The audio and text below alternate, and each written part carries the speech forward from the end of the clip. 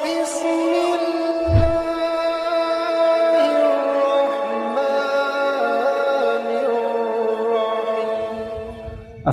আলাইকুম রহমতুল্লাহ। সকলেই কেমন আছেন? আশা করি মহান আল্লাহ পাকের দয়ায় এবং অনুগ্রহে সুস্থ আছেন, ভালো আছেন। পরম করুণাময় অতি দয়ালু আল্লাহর নিকট আমাদের সকলের সুস্বাস্থ্য কামনা করে আজকের আলোচনাটা শুরু করছি। অনেকে ধরেন ভালো, মানে সাধ্য অনুযায়ী ভালো আলেম, মুদাব্বির, অর্থাৎ পাশাপাশি মুদাব্বিরের কাজও করে, জিন জাদুর চিকিৎসার কাজ করে এবং পাশাপাশি ভালো আলেম অথবা ভালো মুদাব্বির, কোরআন সুন্নাহ অনুযায়ী ট্রিটমেন্ট দেয়।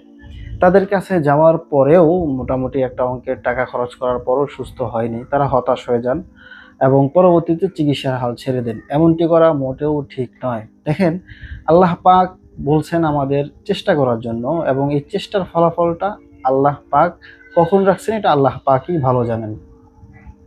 তো এর জন্য দেখা যায় একবার গেছেন, সুস্থ হয়নি, আবার যাওয়া লাগতে পারে, তার কাছে না হোক অন্য কারোর কাছে হোক।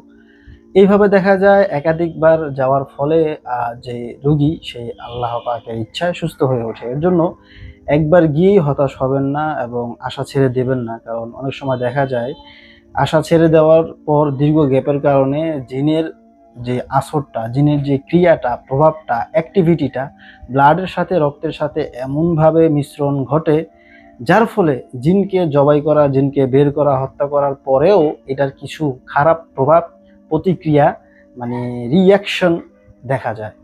এর জন্য চিকিৎসা নেবেন, সুস্থ না হলে ভালো খুঁজে আরও একজনের কাছে যাবেন, এইভাবে একাধিকবার ট্রাই করবেন। আমি আমার নিজের খালার ক্ষেত্রেও এমনটি দেখেছি। হাল ছেড়ে দেওয়ার ফলে তার যথেষ্ট ক্ষতি হয়েছে এবং সে এখনও পরিপূর্ণভাবে সুস্থ হয়ে উঠতে পারে নাই, কারণ শুরুতেই হাল ছেড়ে দেওয়া হয়েছিল। হালটা ছাড়া ঠিক হয়নি। এটা ছোটবেলার ঘটনা, আমি যখন ছোট ছিলাম তখন এই এই এই ঘটনাটা ঘটছে আমার খালার সাথে। তো সেই অভিজ্ঞতা থেকে বলতেছি, হাল ছাড়বেন না, একাধিকবার দেখাবেন যতক্ষণ না রোগী সুস্থ হয়। যদি মনে করেন 100% এই রোগীর জিনের অথবা জাদুর সমস্যা আছে। আল্লাহ তাআলা আমাদেরকে বোঝার তৌফিক দান করুক। আসসালামু আলাইকুম ওয়া রাহমাতুল্লাহ।